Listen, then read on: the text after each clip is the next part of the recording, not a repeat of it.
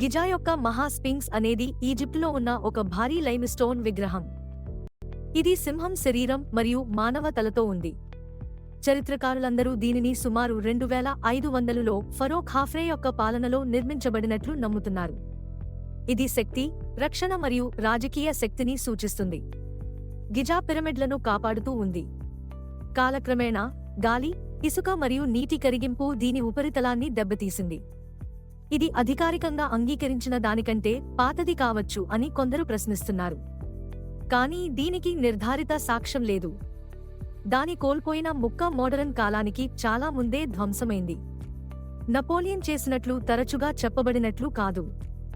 వాస్తవానికి స్పింక్స్ అనేది ఒక ప్రాచీన రక్షక స్మారక చిహ్నం.